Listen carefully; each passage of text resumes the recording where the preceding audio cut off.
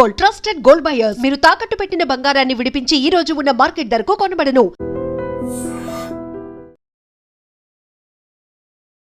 నమస్తే, welcome to I dream talking point with కవిత.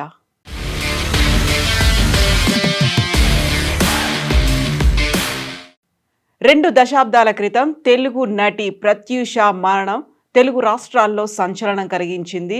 దాదాపుగా 2 దశాబ్దాల తర్వాత సుప్రీంకోర్టు ఇప్పుడు నిందితుడు సిద్ధార్థ్ రెడ్డిని 4 వారాల గడువు విధించింది. లొంగిపొమ్మనేటువంటి మాట చెప్పింది. నటి ప్రత్యూష మృతి కేసులో నిందితుడు గుడిపల్లి సిద్ధార్థ్ రెడ్డికి సుప్రీంకోర్టులో చుక్కెదురైంది. హైకోర్టు విధించినటువంటి 2 ఏళ్ల శిక్షను సిద్ధార్థ్ రెడ్డి సుప్రీంకోర్టులో సవాల్ చేశారు. ప్రత్యూష తల్లి సరోజిని సైతం నిందితుడికి సరైన శిక్ష పడలేదని, శిక్షను పెంచాలి అనేటువంటి పిటిషన్ని గతంలోనే సుప్రీంకోర్టులో దాఖలు చేశారు. ఈ పిటిషన్లను విచారించినటువంటి సుప్రీంకోర్టు ధర్మాసనం హైకోర్టు సిద్ధార్థ్ రెడ్డికి విధించినటువంటి 2 ఏళ్ల శిక్షను సమర్థిస్తూ తుది తీర్పు వెలువరించింది. 4 వారాల్లో లొంగిపోవాలని సిద్ధార్థ్ రెడ్డిని ఆదేశించింది.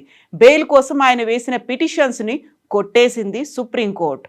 అయితే సుప్రీంకోర్టు తీర్పు పట్ల ప్రత్యూష తల్లి సరోజిని మాత్రం కోర్టు తీర్పును గౌరవిస్తానంటూనే సరైన న్యాయం జరగలేదనేటువంటి అసంతృప్తిని వ్యక్తం చేశారు. కేసులో రాష్ట్ర పోలీసులు, సిబిఐ విచారణ సరైన కోణంలో జరగలేదని, పోస్ట్ మార్టం రిపోర్టును పరిగణలోకి తీసుకోకపోవడంతో నిందితుడు పెద్ద శిక్షను తప్పించుకున్నారని ఆరోపించింది ప్రత్యూష తల్లి సరోజిని.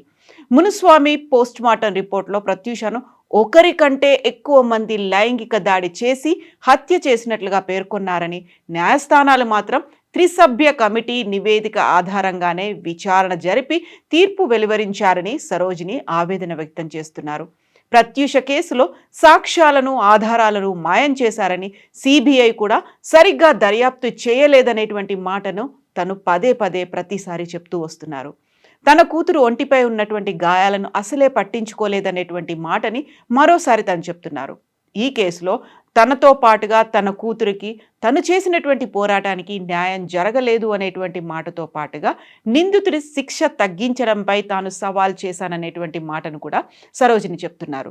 యాక్చువల్గా అసలు కేసు ఏం జరిగింది, ఆ రోజు ఏమైంది అనే దానికి సంబంధించి డిఫరెంట్ వర్షన్స్ వినిపిస్తున్నప్పటికీ ఇప్పుడు సుప్రీంకోర్టులో వాదనకి వచ్చింది. ఆ తర్వాత తుది తీర్పుకు సంబంధించి త్రిసభ్య ధర్మాసనం, దాంతోపాటుగా వచ్చినటువంటి కమిటీ, వీటన్నిటి నేపథ్యంలో ఇప్పుడు ఉన్నటువంటి వర్షన్ ఏంటి, ఎందుకని సిద్ధార్థ్ రెడ్డిని 4 వారాల్లో లొంగిపోమ్మని సుప్రీంకోర్టు ఆదేశించింది, ఆ దానికి సంబంధించినటువంటి వివరాలు.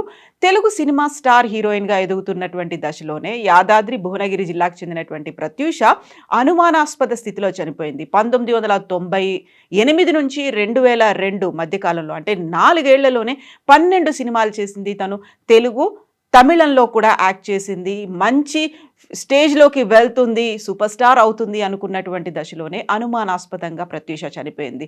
తను బెంగళూరుకు వెళ్తున్నాను, కన్నడ సినిమాలో సెలెక్ట్ అయ్యానని చెప్తూ వచ్చింది. ఆ తర్వాత జయం సినిమాలో తనను తేజ సెలెక్ట్ చేసుకున్నాడని చెప్పినప్పటికీ కూడా అక్కడే ఎఫెక్ట్ పడింది. తను మరణానికి కారణమైంది ఏంటి అనే దాని మీద మదర్ కూడా డిఫరెంట్ వర్షన్స్ అనేవి ఉన్నాయి. కాబట్టి యాక్చువల్గా ఆ రోజు అనుమానాస్పద స్థితిలో తను మరణించింది. సినిమాలు రాకముందే ప్రత్యూష తనతో పాటుగా ఇంటర్ చదువుతున్నటువంటి సిద్ధార్థ్ రెడ్డితో ప్రేమలో పడినట్లుగా అప్పట్లో కేసు విచారణలో వెలుగు చూశాయి కొన్ని అంశాలు.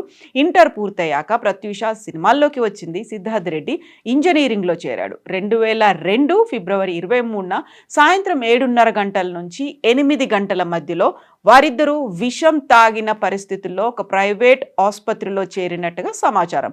ప్రత్యూష 24వ తేదీన చనిపోతే సిద్ధార్థ్ రెడ్డి మాత్రం ప్రాణాపాయం నుంచి తప్పించుకున్నారు. వారిద్దరూ తాగినటువంటి కూల్ డ్రింక్లో పురుగు మందు కలుపుకున్నట్లుగా పరీక్షల్లో గుర్తించారు.